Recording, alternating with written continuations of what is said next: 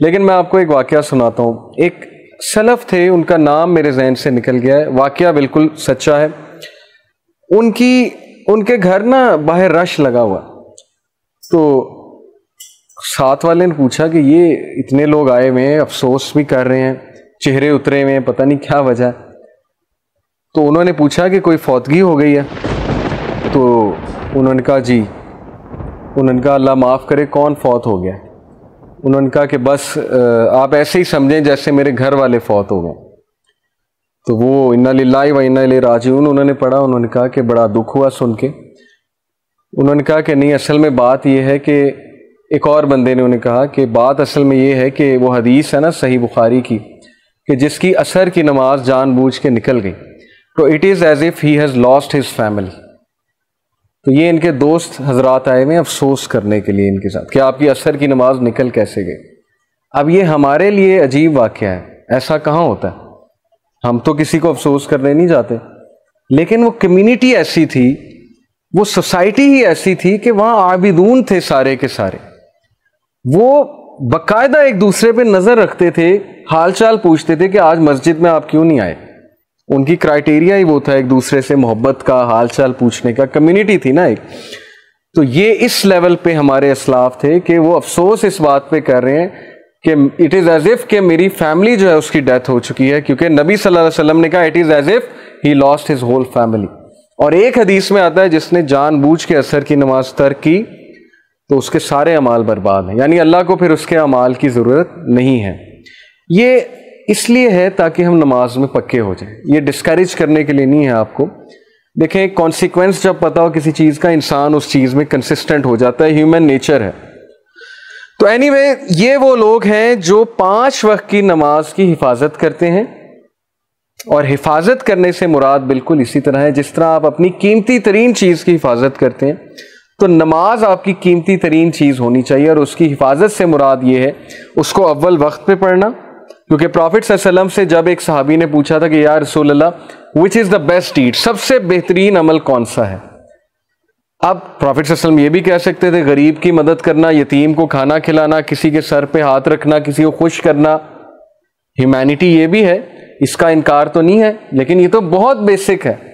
تو پروفٹ صلی اللہ علیہ وسلم نے کہا کہ اول وقت پہ نماز ادا کرنا یہ سب سے بہترین عمل ہے, افضل العمل, اول وقت پہ نماز ادا کرنا.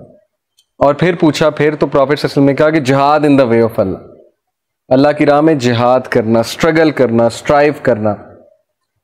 اور پھر پوچھا کہ اس کے بعد تو کہا being good to your parents, ماں باپ کے ساتھ حسن سلوک کرنا. تو جہاد میں دیکھیں بہت سی چیزیں آ جاتی ہیں, جیسے اس ورس میں بھی ہے نا کہ وہ اللہ کی راہ میں جاتے ہیں.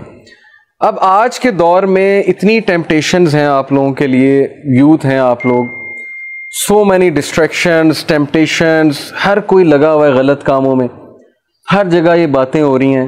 آپ کہیں کسی گیدرنگ میں بیٹھتے ہوں گے, فضول قسم کی باتیں ہو رہی ہیں, وہ لڑکا اپنے قصے کہانیاں سنا رہا ہے, ٹھیک ہے, دوسروں کو امپریس کرنے کے لیے. تو بندے کا بھی دل کرتا ہے کہ یار میں بھی کروں. ٹی وی سیریز کی کہیں بات ہو رہی ہے فضول قسم کی, بندے کا دل کرتا ہے یار میں بھی دیکھوں اس میں ہے کیا.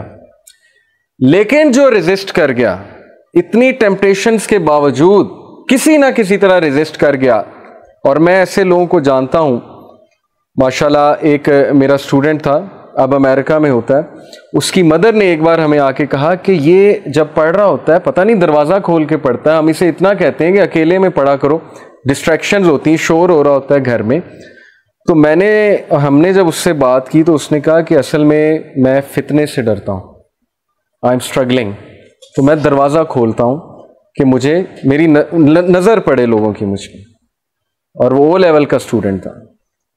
ایسے لوگ ایگزسٹ کرتے ہیں جو اپنے ایمان کی حفاظت کرتے ہیں, جو اسٹرگل کر رہے ہیں, اسٹرائیو کر رہے ہیں, چاہے وہ سفر کر رہے ہیں, لیکن دے وانٹ گیو ان, وہ ہتھیار نہیں ٹیکیں گے. جیسے وہ اشفاق احمد کا ایک کوٹ ہے نا کہ جو بندہ بد کردار ہوتا ہے وہ کسی بھی کنویں سے پانی پی لیتا ہے, وہ یہ نہیں دیکھتا کیا حلال ہے کیا حرام ہے, اسے پیاس لگی اس نے کہیں سے ہی بجھا لیں گے. لیکن جو با کردار ہے وہ پیاسا مر جائے گا لیکن وہ اس کنویں سے پانی نہیں پیے گا جو زہر ہے, جو اس کے لیے خطرناک ہے. تو اس طرح کی یوتھ پتہ نہیں آج ہے کہ نہیں ہے, بہت ریئر ہے، بہت کم ہے، لیکن بن سکتے ہیں، آپ سب بن سکتے ہیں، آپ سب میں وہ چیز ہے، اور اس کا ریوارڈ بہت زیادہ ہے، میں آپ کو بتا رہا ہوں۔ اتنی ٹیمپٹیشنز آئیں گی، کبھی چیٹ باکس میں آئیں گی، کبھی واٹس ایپ میں آئیں گی، کبھی ظاہرہ فیس بک یوز کر رہے ہیں، پروفائل پکچرز ہیں، کیا کچھ نہیں ہے، یوٹیوب ہے، نیٹ فلکس کھولیں وہاں پر فتنہ ہے، ہر جگہ یہ چیز ہے، کسی جگہ جائیں گے وہاں پر فتنہ ہے۔ اتنی ٹیمپٹیشنز کے باوجود بھی جو لڑکا، جو ینگسٹر جمع رہے گا، اسٹرگل کرے گا اللہ کی راہ میں، تو اسی کے بارے میں رسول اللہ صلی اللہ علیہ وسلم نے فرمایا کہ تمہارے بعد کچھ ایسے لوگ آنے والے ہیں جنہوں نے مجھے نہیں دیکھا، وہ مجھ پر ایمان لے کر آئے ہیں، اور وہ کوئی نیک عمل کریں گے تو تم سے 50 ٹائم زیادہ انہیں ریوارڈ ملے گا۔ یہ صحیح حدیث ہے، وہ کسی گناہ سے بچیں گے، کوئی نیک عمل کریں گے تو 50 ٹائمز ان کو زیادہ ملے گا، کیونکہ صحابہ کے سامنے تو رسول تھے نا۔ اس کا یہ مطلب نہیں ہم صحابہ سے اوپر نکل جائیں گے، وہ تو امپاسبل ہے، وہ تو کبھی نہیں ہوگا۔ مطلب صرف یہ کہ وہ دور فتنے کا ایسا ہوگا کہ کنٹرول کرنا ہر کسی کے بس کی بات نہیں ہوگی، اس لیے اس طرح کی چیزوں سے موٹیویشن پکڑیں۔ جو بندہ اللہ کے لیے حرام چھوڑے گا، اللہ تعالیٰ اس کے دل کو غنی کرے گا، اللہ تعالیٰ اس کو ریپلیس کرے گا ایسی چیز سے کہ وہ سوچ بھی نہیں سکتا۔ یہ ساری باتیں ایکسپیرینس شدہ بھی ہیں، لوگوں کی بتائی ہوئی ہیں، جیسے میں نے آپ کو کتنے ینگسٹرز کے بارے میں بتایا۔ وہ لوگ جو نماز کی حفاظت کرتے ہیں، رکوع اور سجدہ کرتے ہیں۔ Then those who enjoin the right and forbid the wrong, یہ بہت ضروری ہے۔ مسلمان ہونے کا ایک تقاضا یہ ہے کہ آپ نیکی کا حکم دیں، برائی سے روکیں۔ نبی صلی اللہ علیہ وسلم نے فرمایا کہ جب تک میری امت میں امر بالمعروف ہے اس میں خیر ہے، جیسے ہی تم لوگ نے نیکی کا حکم دینا چھوڑ دیا، برائی سے روکنا چھوڑ دیا، اللہ will send such diseases upon you کہ تم نے نام بھی نہیں سنے ہوں گے۔ اللہ تعالیٰ ایسی ایسی بیماریاں بھیجے گا تمہاری طرف، سزا دینے کے لیے نہیں، ریمائنڈر کے لیے، ریمائنڈ کرانے کے لیے کہ جاگ جاؤ، بہت ہو گئی ہے۔ اور پاکستانی نیشن کو جاگنے کی بہت ضرورت ہے۔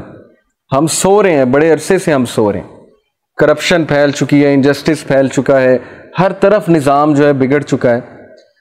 تو کون اٹھے گا؟ یوتھ نہیں اٹھے گی تو کس نے آواز اٹھانی ہے؟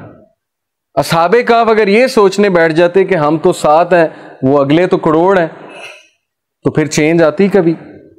پھر بہت سے لوگ یہ سوچتے ہیں کہ نہیں جی نہیں، چینج نہیں آنے والی۔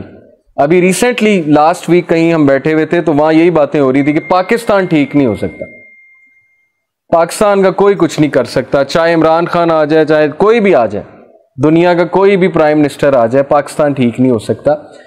تو بات یہ، ٹھیک کرنا، پاکستان کو ٹھیک کرنا، یہ اللہ کی ذمہ داری ہے، آپ کی ذمہ داری اپنے آپ کو ٹھیک کرنا۔